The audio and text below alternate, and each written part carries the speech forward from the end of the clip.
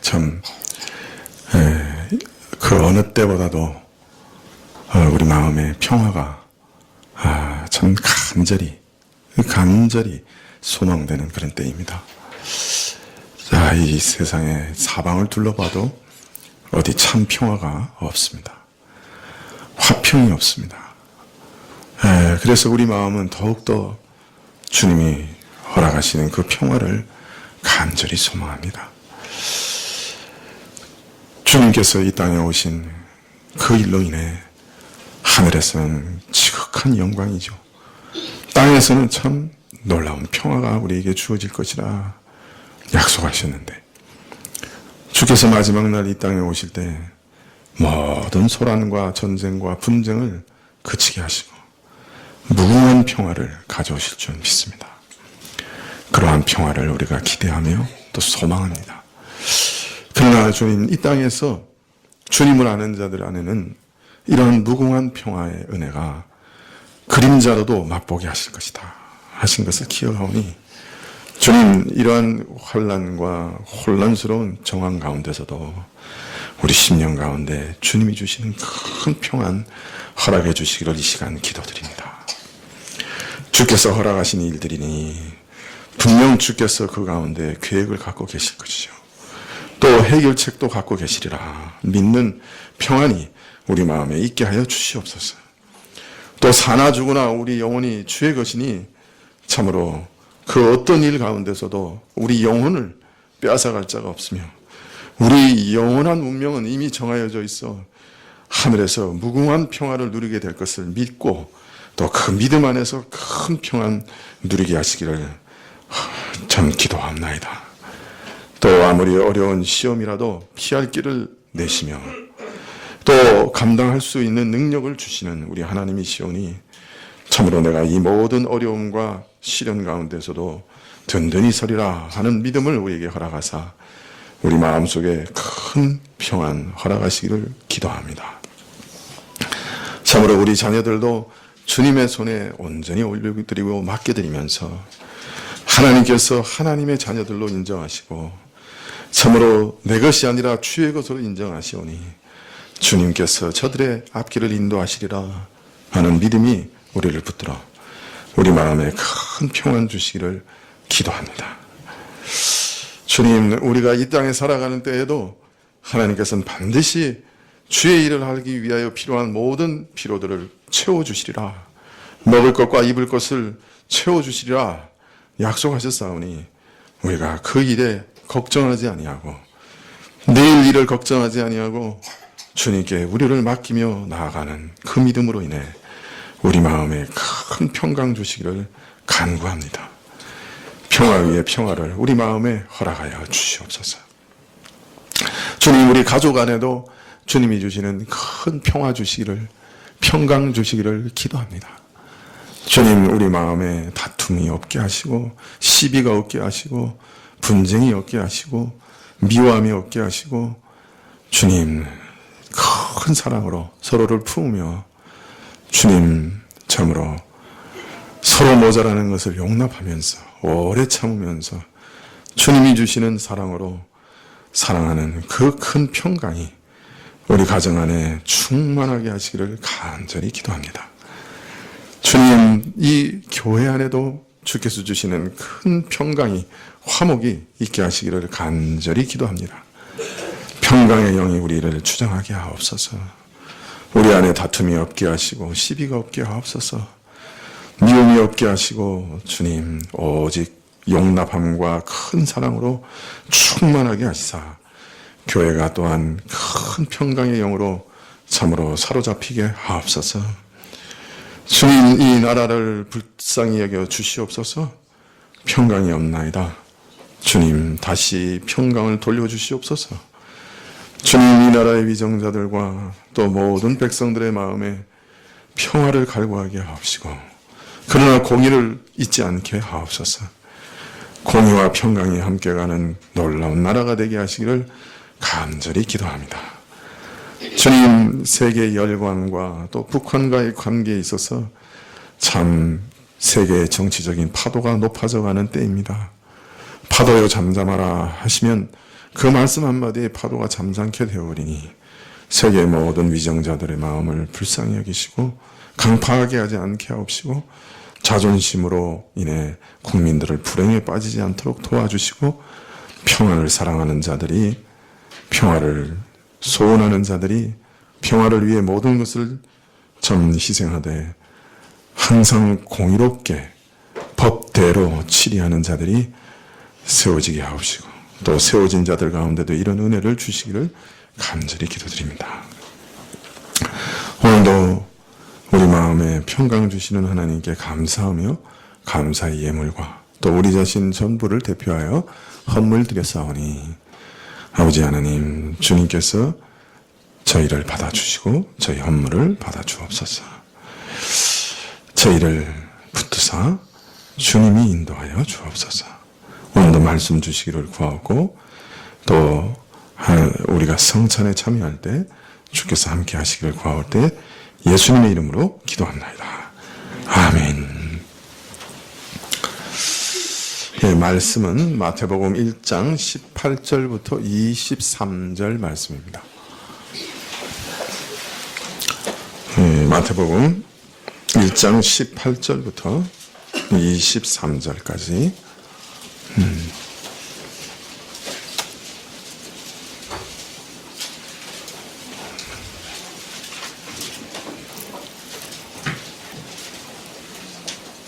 네, 마태복음 1장 18절부터 23절까지 찾으신 줄 알고 봉독해 드리겠습니다. 1장 18절부터입니다. 신약 1페이지인데요.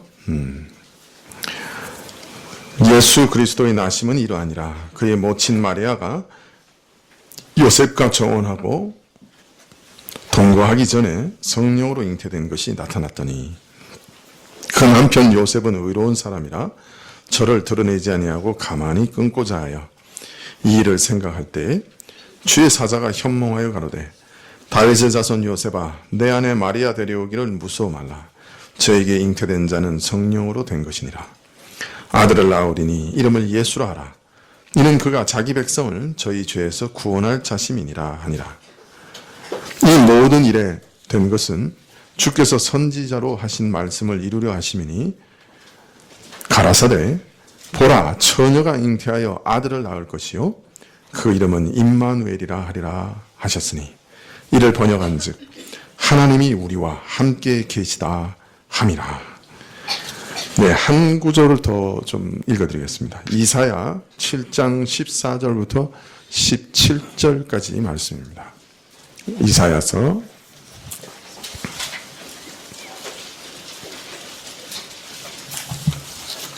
7장 14절부터입니다.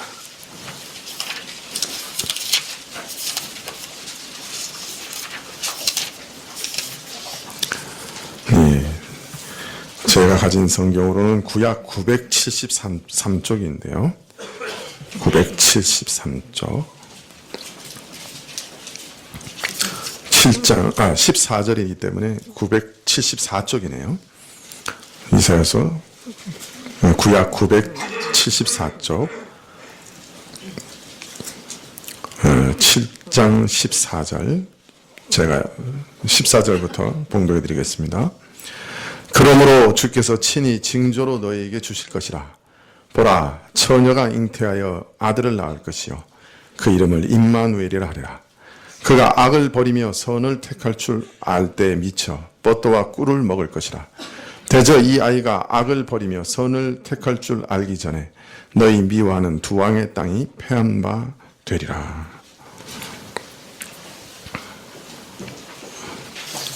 네, 찬양하시죠. 네.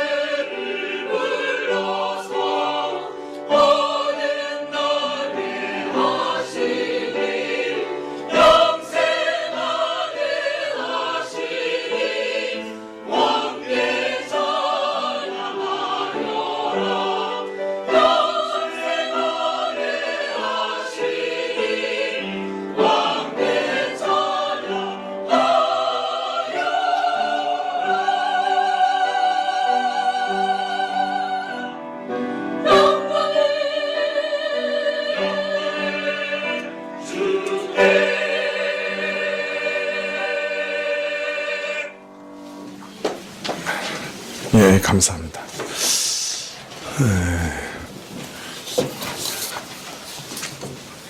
팔이 안으로 굽는 것인지 몰라도 우리 성가대 인원 가지고 저 정도 소리 내는 데가 별로 많지 않습니다. 그렇게 믿으시죠? 생각하시죠? 예.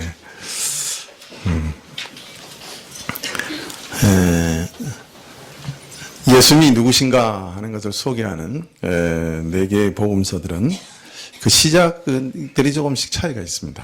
마가는 예수님의 탄생이나 어린 시절은 생략하고 바로 예수님께서 이스라엘 가운데 나타나셔서 공생애를 시작하신 일부터 예수님을 소개하고 있습니다.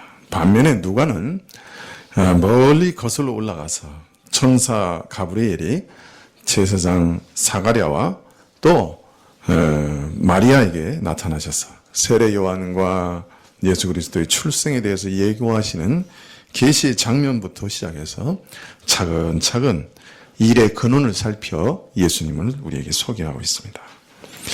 반면에 또 요한은 더 멀리 올라가서 저 끝에 시간이 시작되기도 전에 성육하기 시기 이전에 성자 하나님으로서 모든 만물을 창조하시는 그 일로부터 시작해서 복음서를 기록하고 있습니다. 그래서 참 이 복음서들의 시작이 매우 다 독특한데요.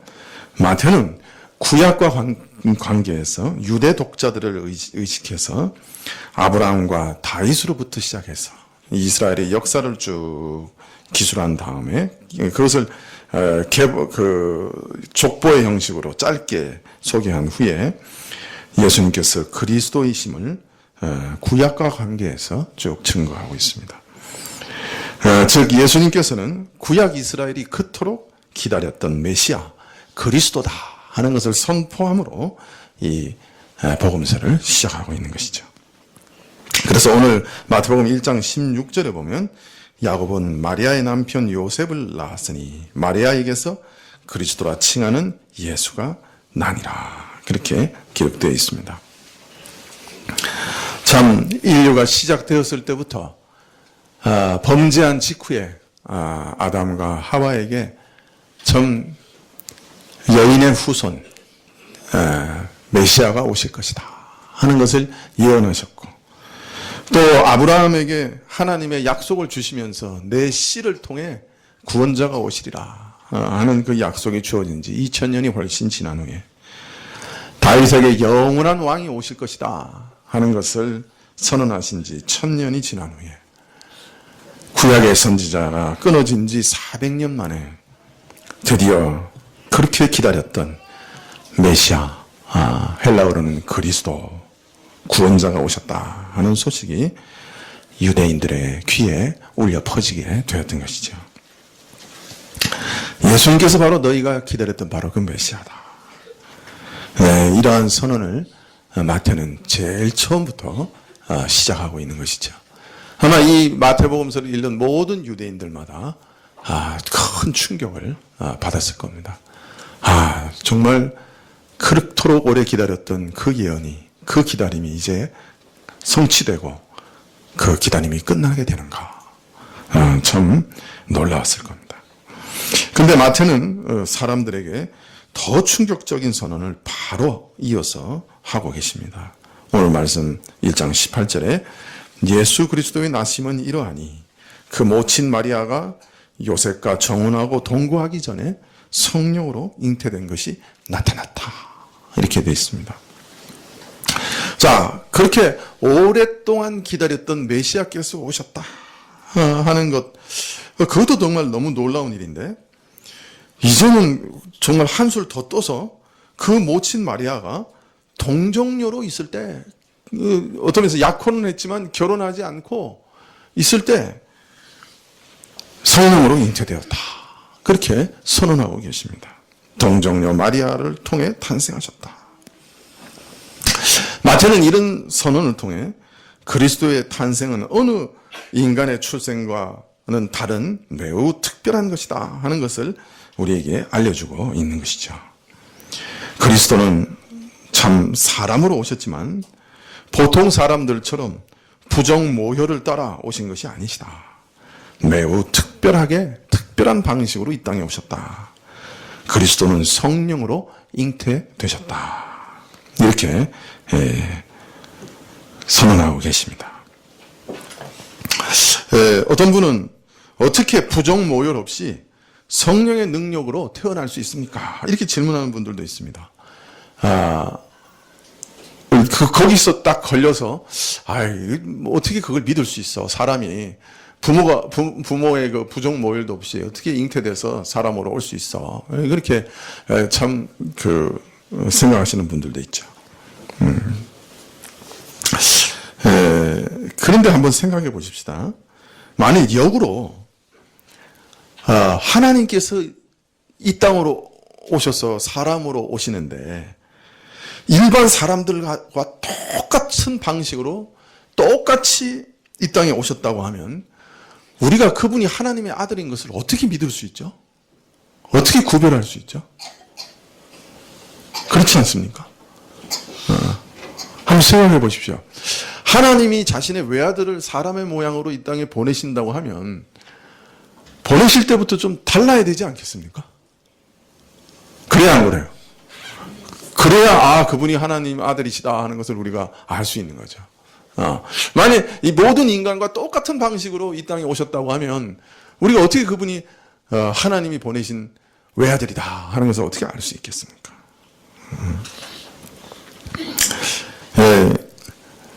어떤 과학자가 이게 과학적으로 이게 말이 되느냐? 이게 어떻게 부정모혈이 없는데 그냥 이렇게 동정녀가 이렇게 아이를 낳을 수가 있느냐, 임신할 수가 있느냐 고민을 하고 있었어요. 근데 이제 책을 읽다 보니까 이게 그 개구리 그 난자가 개구리 난자는 뭡니까 음침이나 이런 전기 쇼크를 탁 가하면 이게 나날이 돼요. 그러니까 이렇게 분열이 돼가지고 이렇게 개구리 성충으로 진행되는 막 단계로 나아갑니다. 그러니까, 이게 수컷의 도움이 없이도 알이 막 이렇게 쇼크만 받아도 그렇게 되는 거죠. 이 과학자가 가만히 생각하다가 그걸 읽다가, 마리아가 성령의 거룩한 쇼크를 받았는데, 어떻게, 얼마든지 그게 가능하겠구나. 그렇게 생각을 했대요. 그러나 분명한 것은, 우린 방식은 몰라요. 그러나, 참 놀라운 것은 성령 하나님의 아들이 어떤 순간에 단 하나의 세포로, 그죠? 단 하나의 세포로 이 땅에 오셨어요. 그 얼마나 놀라워요. 단 하나의 세포로 축소되셔서 어떤 면에서는 이 땅에 오셨다는 거예요. 우리는 뭐 어떻게 되는지 모르죠. 과학적인 그런 내용을 다 이해를 못하죠. 그러나 성령의 이 역사로 그런 일이 일어났던 것이죠. 분명한 것은 만약 하나님이 자기 외아들을 이 땅에 보내신다고 하면 우리 모든 일반적인 사람들이 이 땅에 오는 방식과는 틀림없이 무언가 달랐어야 하지 않겠는가. 그런데 분명 이분이 하나님이시기 때문에 사람과는 똑같이 일반 사람들과는 똑같지 않는 매우 특별한 방식으로 이 땅에 오셨다. 그렇게 성경은 선언하고 있습니다. 누가복음은 사실 이것을 이렇게 설명하고 있습니다. 가브리엘이 예수님의 탄생을 예언하자, 그럼 누구한테 와서? 마리아에게 와서 먼저 예수님의 탄생을 예언합니다. 근데 마리아도 이해가 안 됐어요. 아니, 내가 결혼 생활을 시작하지도 않았고, 그런데 어떻게 내가 임신을 합니까? 이렇게 사내를 알지 못하는데 어떻게 일이 있습니까? 하고 천사에게 물었습니다. 그러자 누가복음 1장 35절에 이 가브리엘 천사가 마리아에게 이렇게 얘기합니다. 성령께서 내게 임하시리니 지극히 높으신 이의 능력이 너를 덮으리라. 예수님의 출생은 통상적인 인간의 출생 방법과 달리 성령의 능력으로, 하나님의 무한하신 능력으로, 천지를 창조하셨던 그 무한하신 능력으로 잉태되어 출생하게 될 것임을 밝힙니다. 그 다음에 이렇게 얘기합니다. 그러므로 태어나실 거룩하신 분은 하나님의 아들이라 일컬음을 받으리라. 여기 보면 예수님께서 이렇게 독특한 방식으로 이 땅에 오실 수밖에 없었던 두 가지 이유를 말씀합니다. 그러니까 예수님이 왜 동정녀 마리아에게 탄생하실 수밖에 없었나? 성령의 거룩한 능력으로 잉태되실 수밖에 없었느냐? 그 이유를 두 가지를 듭니다. 첫 번째는 뭐래요? 그러므로 태어나실 거룩하신 분은 하나님의 아들이라 일컬음을 받으리라. 여기 두 가지 이유가 있는데 하나는 뭐예요? 그분이 이 태어나실 분이 어떤 분이시기 때문에 거룩하신 분이시기 때문에. 두 번째는 이분이 누구시기 때문에 하나님의 아들이시기 때문에. 그렇게 말합니다. 왜 예수님께서는 이 땅에 오실 때 거룩하신 분으로 오실 수밖에 없느냐? 그것은 예수님께서 우리 모든 사람의 머리가 되시기 위해서 그렇게 하신 것입니다. 우리는 태어나자마자 항상 부정모율을 따라 누구의 죄를 함께 가지고 태어납니까? 아담의 원죄를 함께 가지고 태어납니다. 아담이 범죄하자마자 아담의 마음이 다 부패해버렸어요. 그래서 그가 가지고 있었던 총명한 이성은 다 흐려지고 말았습니다. 그래서 이것이 무엇이냐라고 질문할 때 우리 사람은 정확한 대답을 하지 못합니다. 사람은 왜 존재하느냐? 가장 근본적인 질문을 해도 우리 이성은 답을 못해요. 다 흐려져 버렸어요. 부패해 버렸어요. 생명이 뭐냐? 물어봐도 그게 뭔지, 왜 생명과 무생물이 뭔지 잘 몰라요. 그 차이를 설명할 수가 없어요. 그냥 밥 먹고 살아가는 것, 그렇게밖에 설명을 못 해요. 그러나 생명이 뭐냐? 그러면 가장 본질적인 질문에 가면 항상 나는 모르겠습니다. 라고 답하게 돼요. 우리 이성이 다 부패해 버렸어요. 그래서 하나님이 누구시냐? 이렇게 물어보면 천지를 지으신 보이지 아니하신 하나님을 알 수가 없어요. 그래서 전부 하나님이 누구시냐? 그러면 세상의 어떤 형상으로 만들어요. 하나님은 힘이 세시니까 이 천지를 지으실 만큼 능력이 많으시니까 송아지 모양이실지도 몰라. 그래서 송아지 모양으로 신을 만들어서 섬겨요. 하나님은 저 높은 곳에서 우리를 다 감찰하시니까 독수리를 닮았을지 몰라. 그래서 독수리 모양으로 신을 만들어서 섬겨요. 하나님은 가장 지혜로우시고 이 세상의 모든 것을 이렇게 지혜롭게 만드신 분이니까 아마 사람과 닮았을 거야. 그래서 사람의 형상으로 만들어서 전부 신을 만들어 섬기는 거예요. 우리 이성이 다 부패해서 눈에 보이지 않는 하나님, 물질이 아니신 하나님, 영이신 하나님은 생각도 못하는 거예요. 그 영광의 광채와 하나님의 형상을, 그 하나님의 영광을 우리는 깨달을 수가 없는 거예요. 이 이성이 다 부패해버렸어요. 아담과 하와가 범죄하는 순간에 우리 마음에 있는 감정이 다 부패해버렸어요. 그래서 이상하게 돼버린 거예요.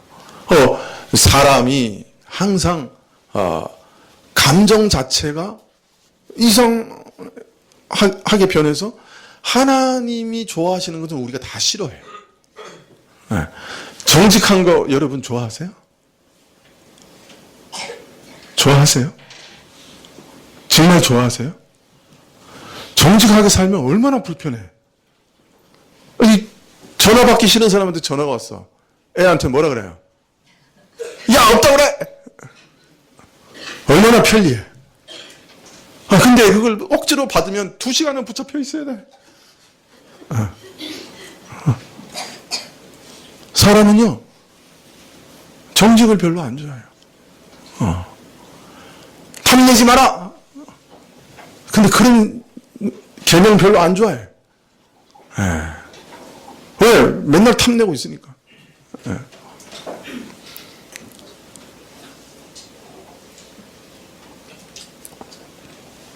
우리 의지도 다 부패해가지고요.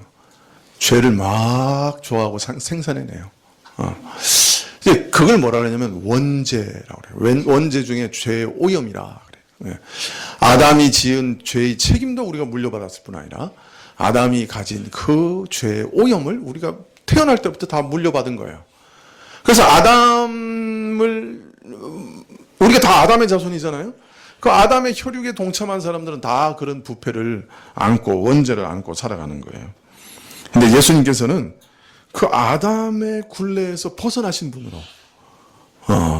그래서 아담의 머리가 우린 아담 족속이잖아요. 아담에 속해 있는 혈육에 속한 우리를 구원해 내셔서 예수님 족속으로 만들어 내시려고. 그래서 아담이 우리의 인류의 머리거든요. 근데 이 새로운 인류의 머리로 오시려고 성령으로 잉태되셔서 오신 거예요. 그래서 두 번째 아담으로 그리고 마지막 아담으로 오신 거예요. 그렇게 오시기 위해서 성령으로 오신 거예요.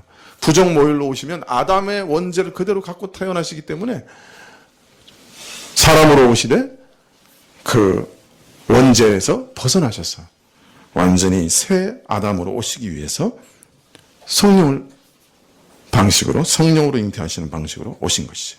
그리고 아까도 말씀드렸지만 100% 사람이시면서 동시에 100% 하나님이시기 때문에 온전한 하나님의 아들로 오시기 위해서 성령으로 잉태되어 오셨던 것이에요.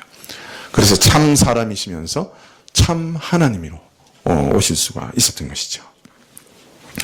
그래서 이런 분이시기 때문에 사람하고 우리와 똑같은 부정모혈의 방식으로는 오실 수도 없고 오셔서도 안 됐어요.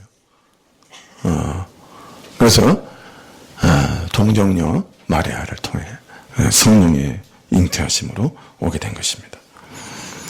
자, 21절에 보면 아들을 낳으리니 이름을 예수로 하라. 이는 그가 자기 백성을 저희 죄에서 구원할 자이심이라. 예수라는 말은 아주 그 당시에 흔한 이름이었어요. 이 예수라는 말은 히브리어의 여호수아를 헬라어로 말할 때 예수라고 했어요. 번역할 때.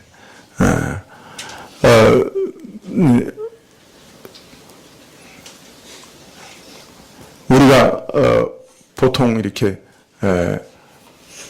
중국의 수도를 뭐라고 불러요? 북경 이렇게 부르잖아요. 근데 원 발음은 뭐예요? 베이징이죠. 맞나요? 그래서 원 발음이 여호수아예요. 그런데 번역할 때 뭐라고 번역한 거예요? 예수라고 번역한 거예요.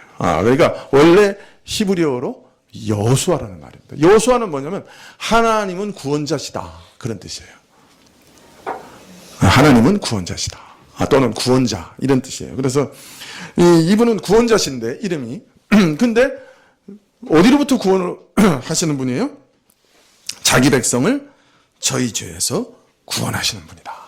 그래서 우리를 하나님의 무서운 심판 앞에 저주 앞에 영원한 영벌 앞에서 영원한 죽음 앞에 이르게 하는 이 죄에서 우리를 구원하시는 분이시다. 이렇게 말합니다. 자, 그런데 마태는 이 성령으로 잉태되신 사건, 동정녀를 통해 오시는 사건이 700년 전 이사야를 통해 이미 예언된 일이었는데 오늘 그 예언이 이루어졌다. 이렇게 얘기하고 있습니다. 그래서 마태복음 1장 22절에 이 모든 일이 된 것은 주께서 선지자로 하신 말씀을 이루려 하심이니 가라사대 보라 처녀가 잉태하여 아들을 낳을 것이요 그 이름은 임마누엘이라 하리라 하셨으니.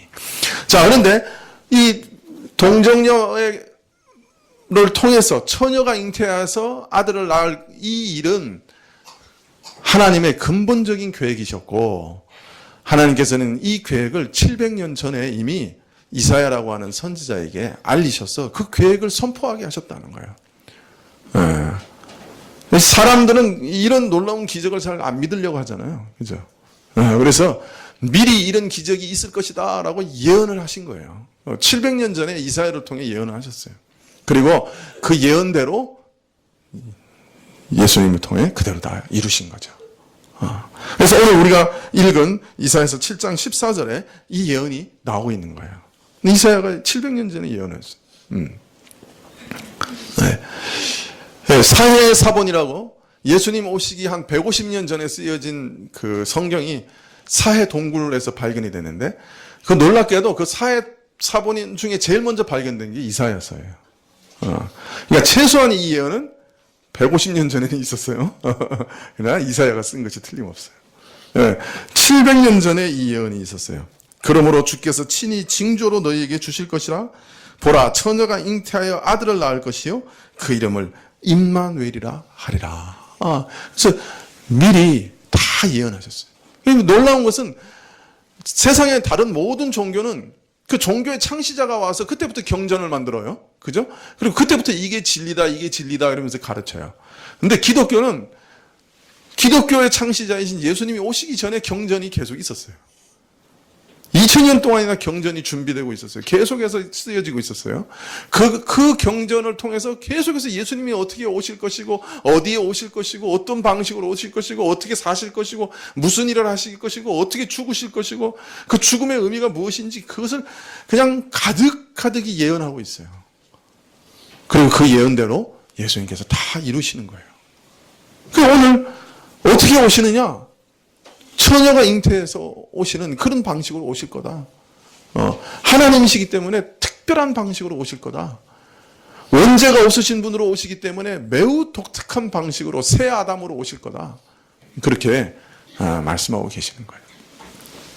자, 그런데 이 예언이 주어진 대상과 그 당시 상황은 매우 특별합니다. 예, 이 이사야 선지자가 이 예언을 전할 당시에는 이스라엘이 남과 북으로 나누어져 있었어요. 그래서 북이스라엘과 남유다로 그 민족이 나누어져 있었어요. 나라가 나누어져 있었어요. 그리고 아수르라고 하는 세계 최강의 제국이 막 이제 성장해서 주변을 막 위협하던 그 시기예요. 그러니까 북이스라엘과 그 옆에 있었던 아람, 이제 보통 시리아라고 하는데, 이 시리아와 북이스라엘이 동맹을 맺었어요.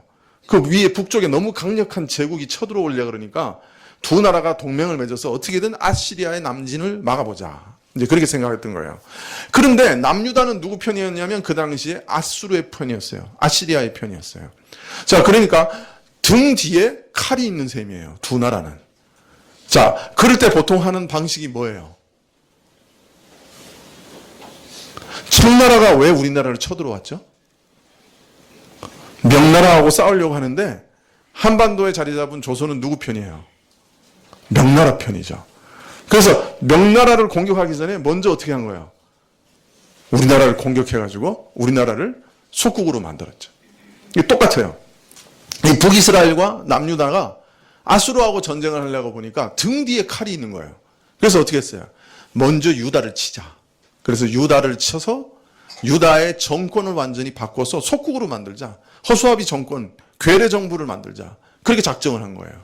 그래서 다윗의 왕가를 다 없애고 새로운 사람으로 왕가를 세우려고 했어요.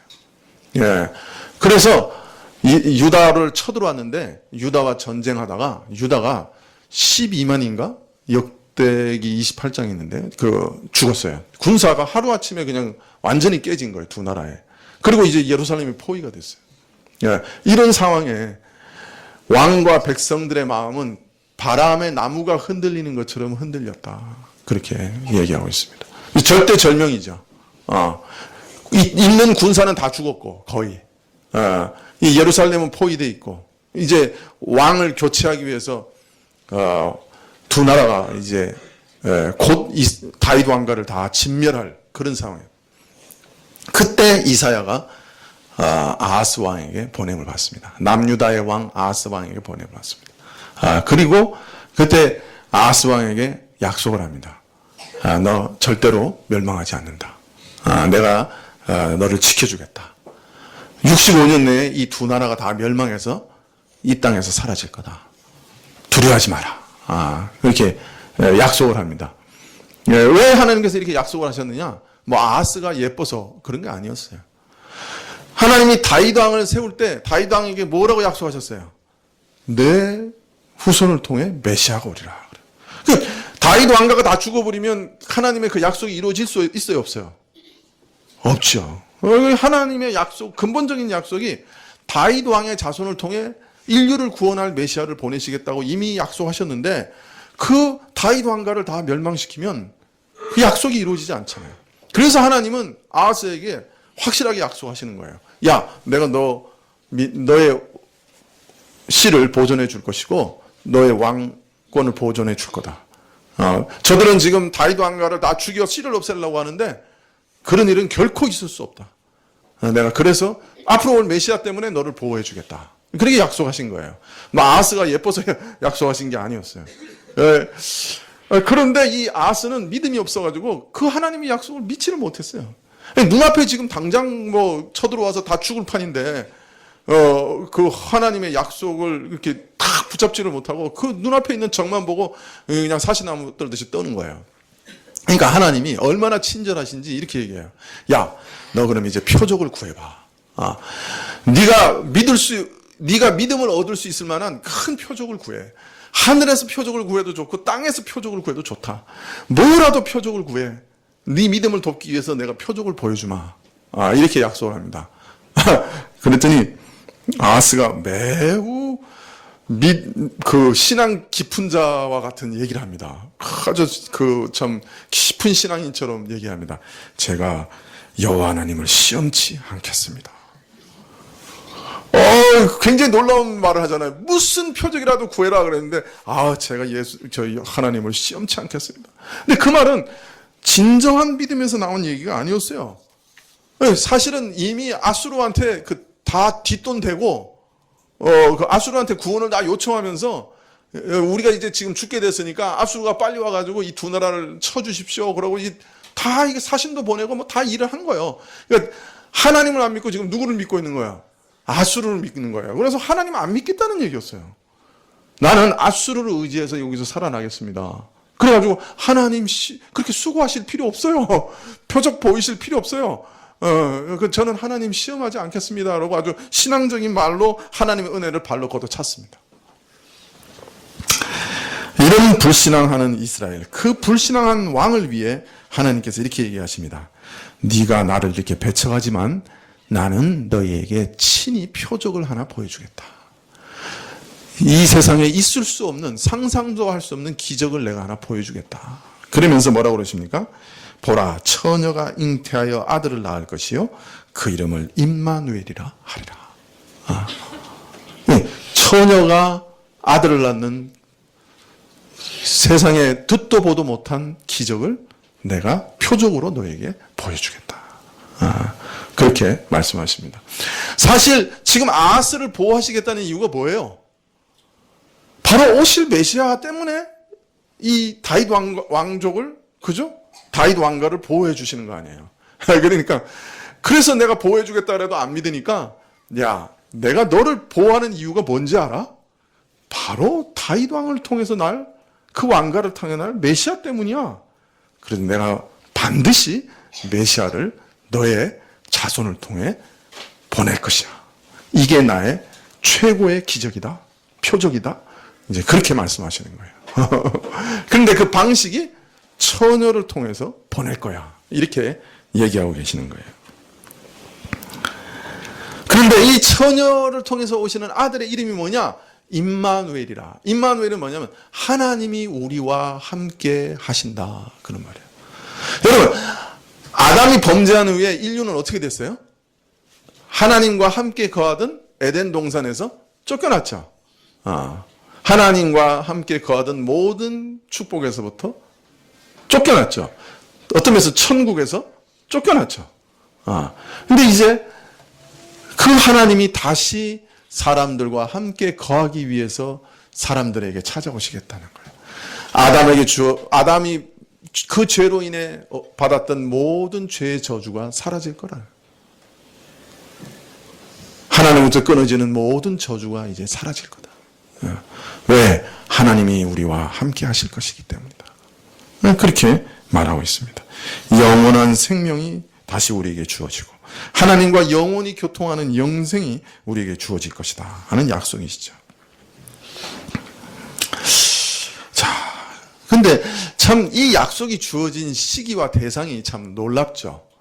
하나님을 철저히 불신하고 하나님을 배척하고 어떤 면에서 하나님의 은혜를 거절하는 세대에 이 약속을 주신 거예요.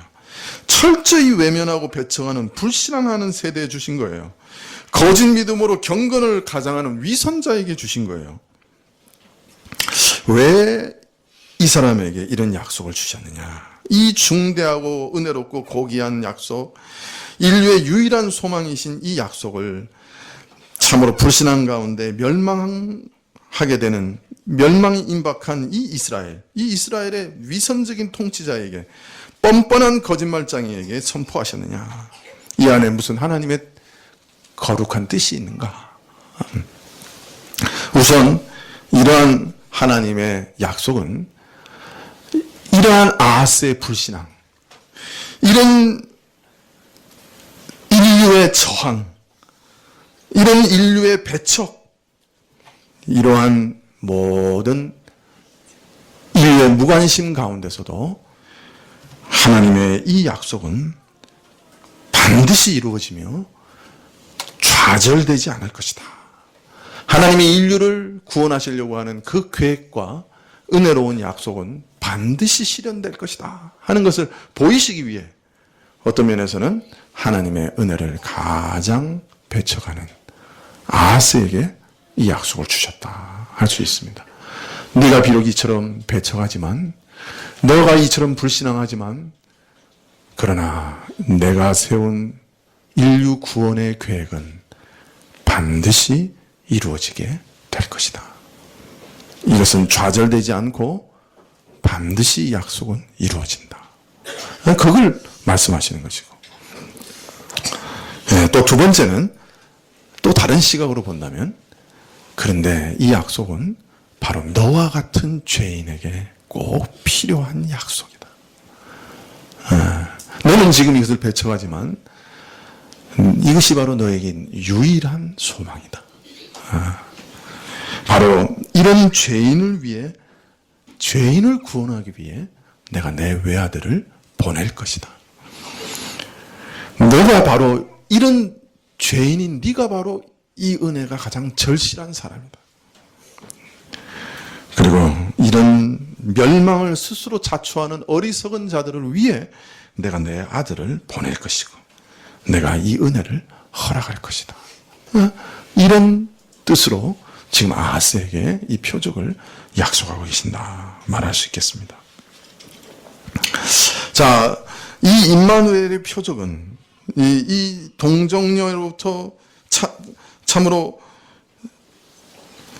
처녀가 잉태하여 아들을 낳는 이 표적은 이처럼 반드시 그 뜻을 이루시고자 하겠다고, 그 약속이 변치 않으실 것이라고 하는 은혜의 표적이요, 또 이러한 불신앙한 자들을 버리지 않으시고 자신의 아들을 보내시겠다고 하는 표적이지만, 동시에 이러한 은혜의 초청을 불신앙하는 자들에게는 반드시 책임 물을 것이다 라고 하는 것을 드러내는 표적이기도 했어요. 두 가지 마지막으로는 또 다른 의미가 있다. 첫 번째는 하나님의 계획과 은혜의 계획과 약속은 불변하고 어떤 저항을 뚫고서라도 반드시 이루어질 것이다 하는 표적이요, 두 번째는 그런 불신앙하고 그런 멸망당할 자들을 위해서라도, 그 사람들을 위해서 바로 내가 외아들을 보낼 것이다 라고 하는 표적이요, 그러나 종래 이 복음, 이 아들을 거절하는 자들에게는 내가 반드시 책임을 물을 것이다, 불신앙에 대해서는 반드시 책임을 물을 것이다 하는 표적이기도 했습니다. 그것을 우리에게 말씀하시는 것이 이사야서 7장 15절입니다. 7장 15절에 보면 그가 악을 버리며 선을 택할 줄 알 때 미쳐, 알 때까지라는 뜻입니다. 선을 택할 줄 알 때 미쳐, 알 때까지 버터와 꿀을 먹을 것이라. 대저 이 아이가 악을 버리며 선을 택할 줄 알기 전에 너의 미워하는 두 왕의 땅이 패한 바 되리라. 여호와께서 에브라임이 유다를 떠날 때부터 보지 못한 날을 너와 내 백성과 내 아비 집에 임하게 하시리니 곧 아수르 왕의 오는 날이니라. 아이가 선을 택하고 악을 버리는 것을 알기까지, 이 말은 성년이 되기까지라는 말입니다. 아이가 악을 버리고 선을 택하는 것을 알기까지, 즉 성년이 되기까지 버터와 우유를 먹으리라. 그리고 그 다음에 이 말을 설명을 합니다. 이 아이가 악을 버리고 선을 택할 줄 알기 전에 내 미워하는 두 왕의 나라가 버림을 당할 것이요, 또한 하나님께서 너와 내 백성 내 아비 집에 에브라임이 유다로부터 갈라진 이래 그러니까 이스라엘이 두 나라로 갈라진 이래 경험해보지 못했던 날을 임하게 하리라. 곧 아수르 왕이 내게 임하리라. 그렇게 말씀합니다. 여기서 악을 버리고 선을 택한다는 말은 선악을 분별한다는 말인데 그것은 성년이 되었다는 말입니다. 성경에서는 어린아이의 특징을 항상 뭐라고 얘기하냐면 선악을 분별하지 못한다. 그렇게 얘기합니다. 이 선악을 분별하지 못하는 것이 어린아이의 특징입니다. 그리고 선악을 분별하면 그것을 성년의 특징으로 항상 성경은 얘기합니다. 자, 그런데 앞으로 태어날 임마누엘의 아기가 버터와 꿀을 먹고서 자라 성년이 되기 전에는 버터와 꿀을 먹고 자랄 것이다. 이것은 어떤 면에서 하나의 비유입니다. 임마누엘의 약속이 무르익어 성숙한 실현 시기가 오기 전에 버터와 꿀을 먹는 기간이 있을 것이다. 그런 뜻입니다. 이 이사야서는 다 시거든요, 사실. 그러니까 하나의 그 어떤 역사 계획을 시로 이렇게 알리시면서 하나의 비유를 드신 거예요. 이 약속이 성년이 되기 전에, 이 아이가 성년이 되기 전에, 이 약속이 무르익기 전에 어떤 일이 일어날 거다? 버터와 꿀을 먹는 일이 있을 것이다. 아니, 이게 무슨 뜻일까요? 여러분, 버터와 꿀 그러면 괜찮은 음식들 아니에요? 네? 우리는 그렇게 생각하잖아요. 근데 버터와 꿀이 뭘 의미하느냐 하는 것을 그 또 아래 설명하기를 이스라엘을 침략한 아람과 북이스라엘이 망할 것이요. 그 다음에 아수르가 와서 지금까지 유다가 경험해 보지 못했고 북이스라엘이 경험하지 못했던 혹독한 심판의 날을 경험하게 될 것이다. 이렇게 얘기합니다. 자, 그러면 그 버터와 꿀을 먹는다는 말의 의미가 좀 이상해지죠? 달라지죠? 혹독한 심판의 기간이 이를 것이라는 말이 버터와 꿀을 먹으리라는 말이에요. 같은 말이에요. 그러면 버터와 꿀을 먹는다는 말이 혹독한 심판이 임할 것이라는 말과 같은 말인데 그게 무슨 말이냐? 사실 이사야서 7장 21절 이하에 그 말씀의 뜻이 나옵니다. 그날에는 한 사람이 한 어린 암소와 두 양을 기르리니 그 내는 젖이 많으므로 버터를 먹을 것이라. 무릇 그 땅 가운데 남아있는 자는 버터와 꿀을 먹으리라. 이것도 얼핏 이해하면 그냥 양과 소가 이렇게 참 많아가지고 버터와 꿀을 막 생산해가지고 먹을 거다. 이 말로 이해하는데 정반대 말이에요. 다른 말로 말하면 사람이 하도 적어서 전쟁통에 다 죽어가지고 사람이 하도 적어가지고 그냥 어린 양 한 마리하고 뭐 그 소 새끼 한 마리에서 나오는 버터하고 꿀도 버터하고 젖도 남아난다는 거예요. 무슨 말인지 이해가 되세요? 예. 그러니까 이거는 그날에 막 풍년이 들어서 막 그냥 그 사람마다 그냥 어린 암소와 두 양을 기르면서 암소와 양을 기른다고 하는 거 꽤 부자처럼 보이잖아요. 사람마다 그냥 암소와 두 마리 염소를 키우면서 이렇게 풍족하게 살 거다. 이 말이 전혀 아니에요. 전쟁이 나고 심판이 하도 심해가지고 싹 다 죽었기 때문에 사람이 아예 없어. 그래가지고 이 소양도 많이 죽었지만 그래도 남는 거야. 소양이. 그리고 다른 먹을 거라고는 하나도 없어. 그냥 곡식이고 뭐고 과일이고 싹 다 없어졌고 다 불타버렸기 때문에 그냥 들에서 그냥 살아남은 소, 양 젖짜서 먹고 그 다음에 꿀은 산과 들을 다니면서 나무 사이에 돌 사이에 있는 석청 짜서 먹고 그래서 연명한다는 거예요. 우리나라 말로 말하면 이거하고 비슷한 말이 있어요. 뭐라고요? 촉은 목피. 풀뿌리 먹고 나무 껍질 먹고 그 말이에요. 이 말이.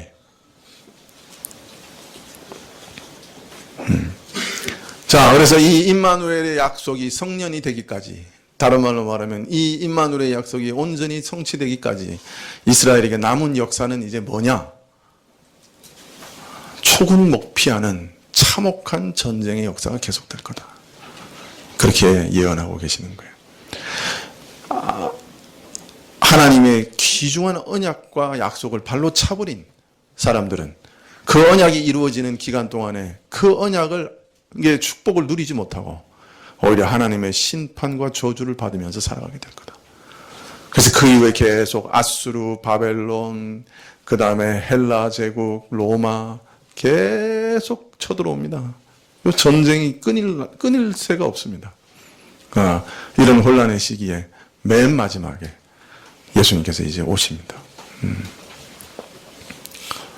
예수님 오실 당시에 아무도 백성을 돌아보는 사람이 없었어요.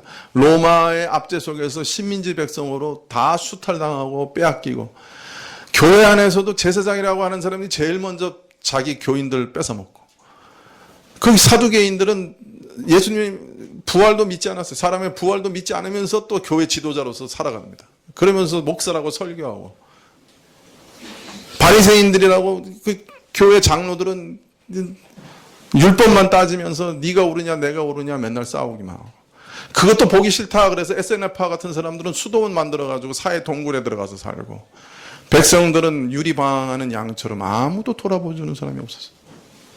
그런 상황에 하나님께서 메시아를 보내십니다.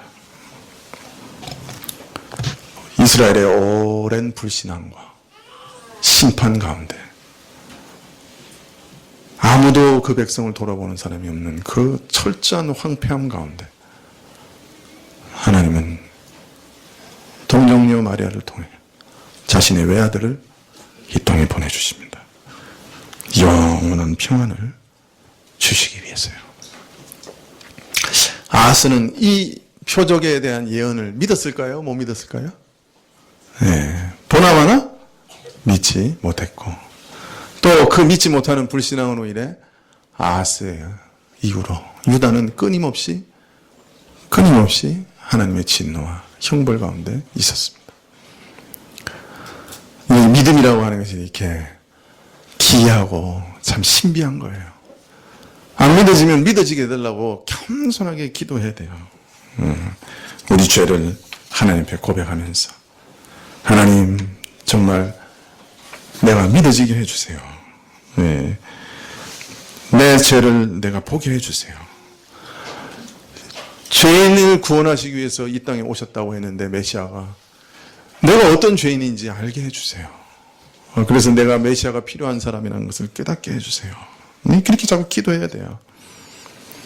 그러나 이상하게 하나님이 우리 마음을 성령으로 열어주시면 이상한 일이 벌어지는 거예요. 성령으로 잉태하사 동정녀 마리아에게 나시고 본디오 빌라도에게 고난을 받으사 십자가에 죽으시고 죽으신 지 장사한 지 사흘 만에 죽은 자 가운데서 살아나신 그분이 나의 구원자시구나 하고 믿음으로 그를 붙잡게 되는 거예요. 그게 기적이죠. 아하스는 못 믿었어요. 아하스는 이 표적의 의미를 알지도 못했어요. 그러나 하나님의 성령의 은혜를 받은 사람은 이 기적의 의미를 참으로 압니다. 오늘 이 놀라운 기적이 일어나서 우리에게 아들이 주어진 그날을 우리는 다시 기념하고 감사하고 찬양하는 그런 날로 오늘 우리가 여기 모였습니다. 여러분 마음 안에 동정녀 마리아에게 나시고 이 고백이 여러분의 고백이 되고 여러분의 믿음의 고백이 되시기를 축원합니다. 기도하시겠습니다.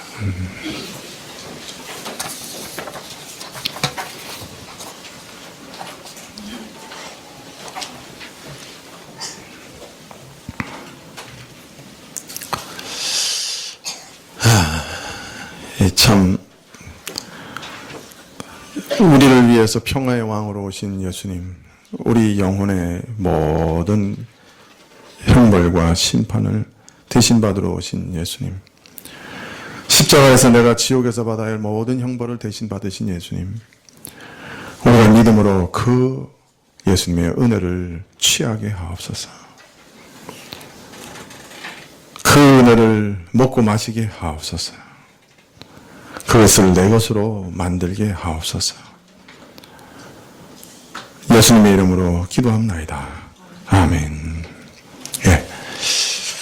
찬송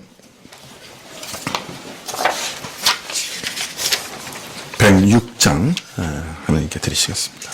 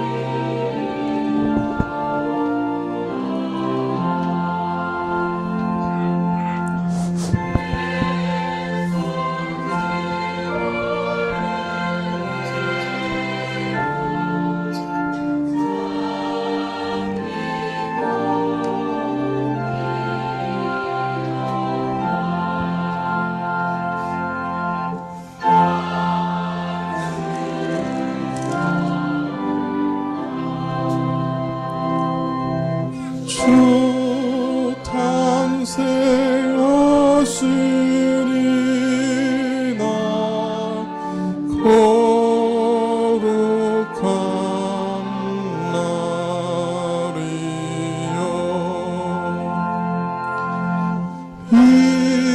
이사야 예언대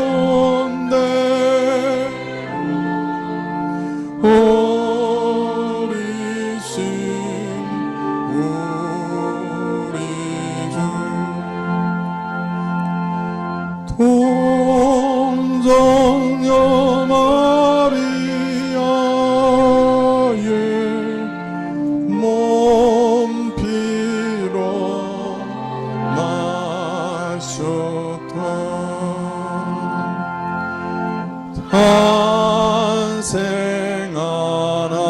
탄생하기는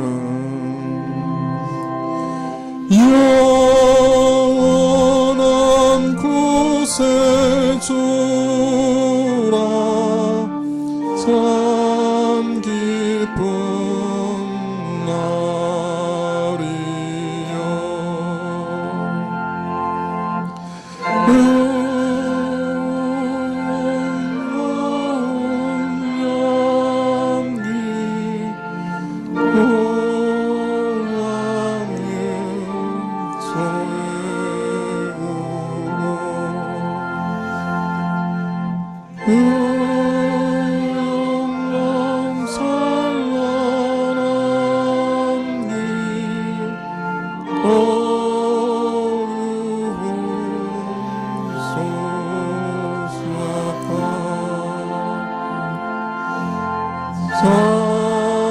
당신과 참사랑 우리를 구하셨다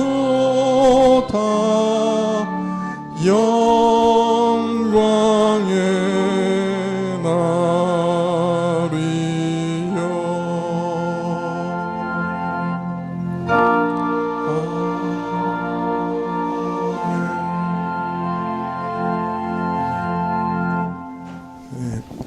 제가 곽우성 목사님이 제게 보내신 기도문을 한번 읽고 성찬식을 시작하려고 합니다. 오늘 배병배자는 독감 걸리신 분도 있고 해서 옮길까봐 다른 분이 좀 대신하게 됐습니다. 곽우성 목사님이 제게 보내신 기도문인데요. 주님, 이 기환 성탄에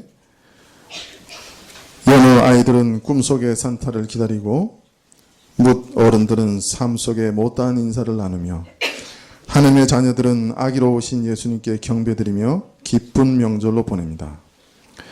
그렇지만 이날이 명절이 될 만큼 예수님의 뼈아픈 희생이 없었더라면 이날에 자신의 외아들을 죽음의 땅으로 보내야만 했던 아버지의 안타까움과 고통이 없었더라면 그런 사정을 알면서도 마리아의 몸에 수태케 하신 성령님의 감내하시는 사역이 없었더라면 우리의 오늘과 성탄은 결코 없었을 것입니다. 오 주님, 이 뜻깊은 성탄에 다시금 그 길로 오신 예수님을 마음 깊이 기리게 하시고 그렇게 보내야만 했던 아버지의 가슴에 귀 기울이게 하시며 이런 안타까운 상황에서 꿋꿋이 그 경륜을 이루어 나가신 성령님과 귀한 교통이 있게 하사 우리 죄인들을 위하여 기가 막힌 사연에 큰 일 이루신 성삼위 하나님께 온 마음으로 감사와 찬미드리며 또 늘 그렇게 살아가게 하옵소서.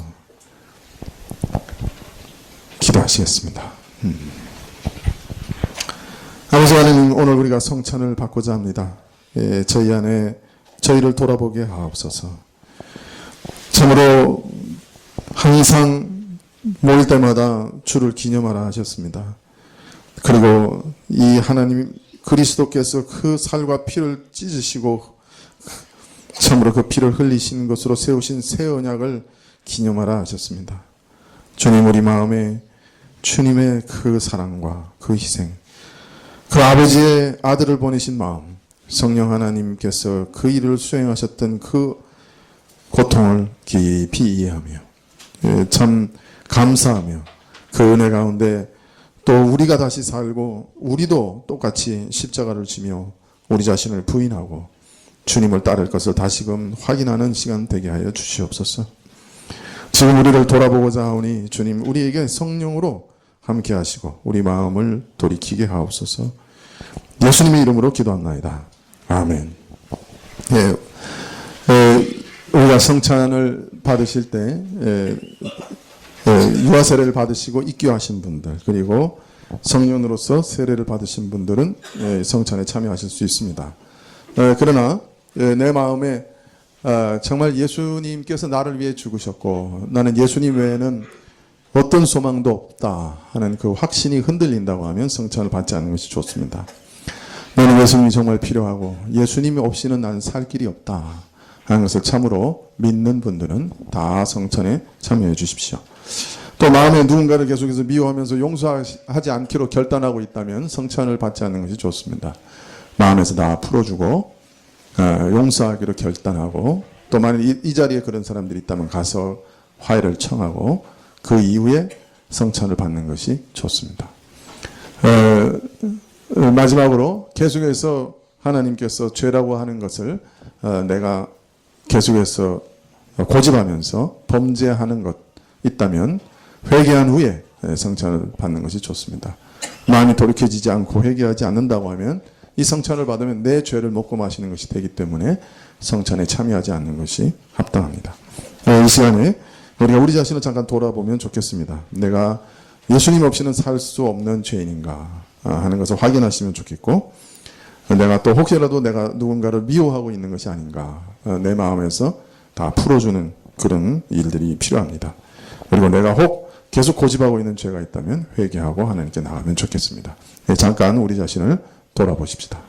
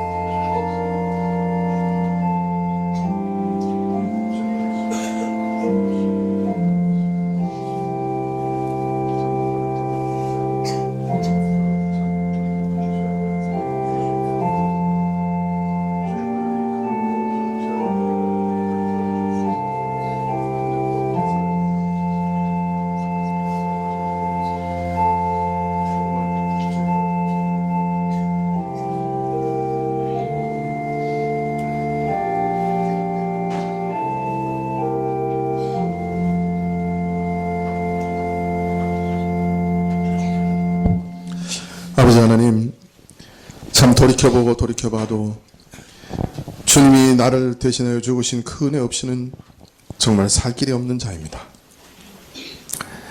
그 은혜를 붙잡고 그 은혜에 참여하려고 오늘 이 자리에 섰사오니 주님께서 저희를 붙잡아 주옵소서. 주여, 참 분노하고 또 분노하는 마음이 있사오나 그 분노가 미움으로 발전하지 않도록 도와주시옵소서. 주님, 분을 내어도 마귀가 틈타지 못하도록 이 한 해가 가기 전에 또 이 날이 어두워지기 전에 그 모든 분노를 잠재울 수 있게 도와주옵소서. 주님, 저희가 미워하지 않고 재판관이 되어 저주하지 않고 판단하지 않도록 도와주옵소서. 주님, 저희 안에 있는 그 뿌리 깊은 죄악을 주님의 보혈로 다 태워주시고 깨끗이 씻겨 주시옵소서.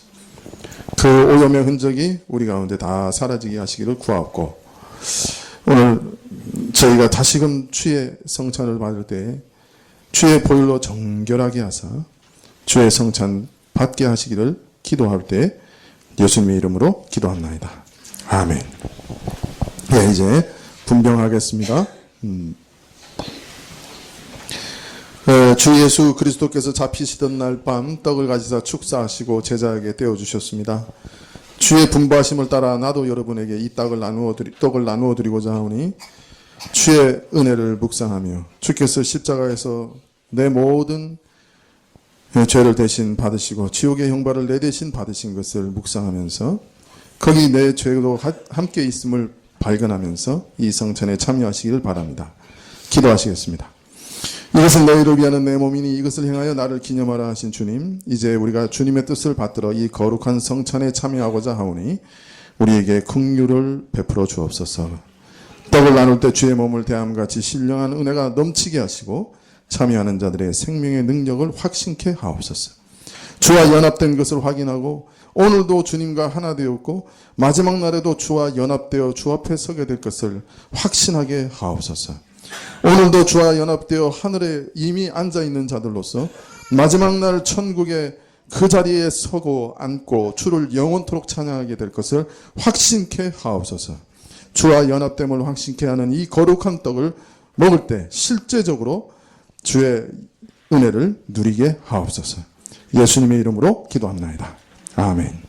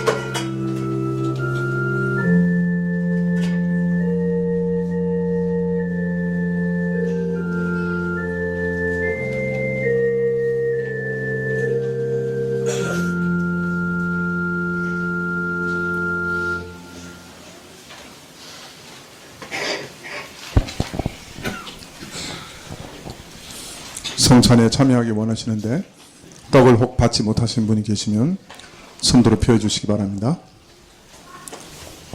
네, 그러면 분잔하겠습니다.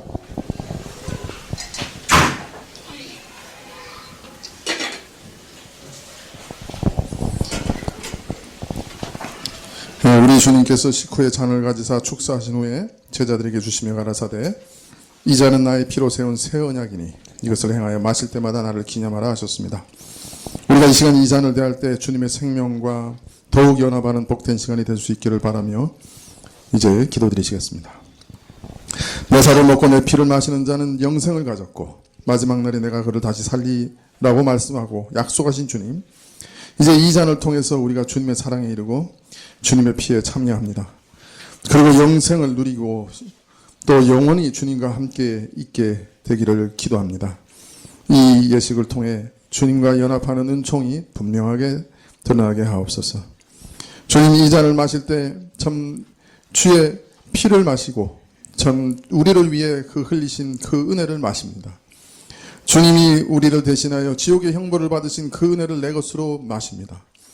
주님께서 모든 의를 다 이루시고 그 의를 우리에게 주신 그 은혜를 내가 마십니다. 주님 오실 때까지 이 은혜가 우리 안에 분명하게 드러나고 또 그것이 우리의 선행으로 분명히 증거되고 확증되게 해 주시옵소서. 우리 안에 성령으로 인한 변화가 분명하게 드러나므로 내가 참으로 주의 이 은혜 받은 자인 것을 확실히 알 수 있게 하여 주옵소서. 실제적으로 알게 하옵소서. 예수님의 이름으로 기도합나이다. 아멘.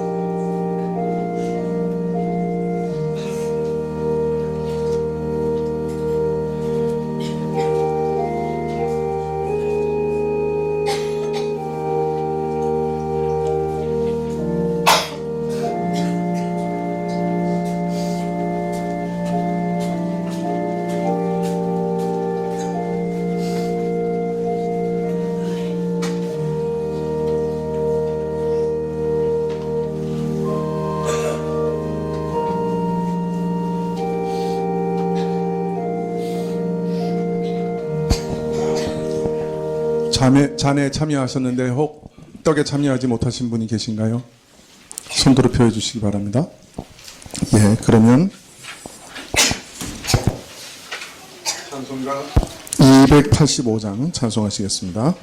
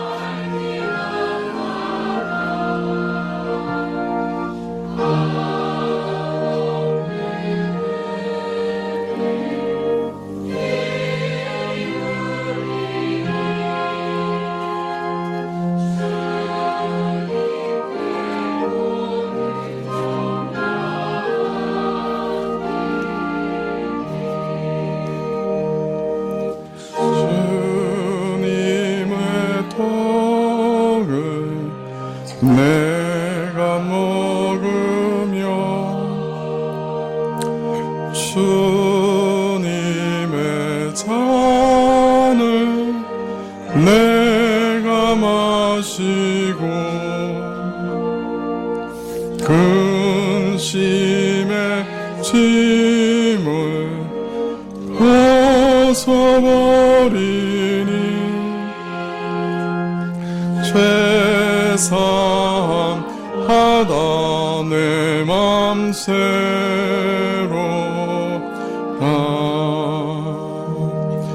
주 예수 밖에 동업사와 주님의 팔에 의지합니다. 주 권능으로 힘이 솟아서 나 주 안에서 만족합니다.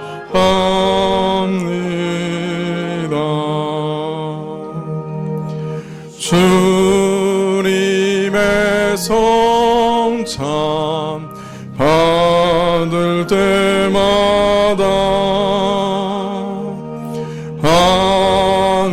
하늘의 기쁨 미리 맛보고 어린 양 잔치 참여함같이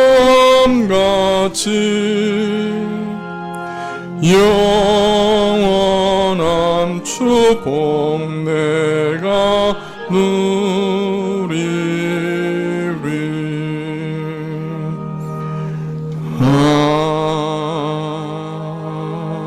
아멘. 네, 기도하시겠습니다. 지금은 우리 주 예수 그리스도의 은혜와 하나님 아버지의 그 크신 사랑과 이 은혜와 사랑을 깨닫게 하시고 누리게 하시는 성령님의 교통하시고 역사하심이 오늘도 우리를 위해 이 땅에 오신 나의 하나님을 믿고 나의 메시아를 믿고 머리 숙인 주의 백성들 위해 지금부터 영원까지 함께 계실지어다. 아멘.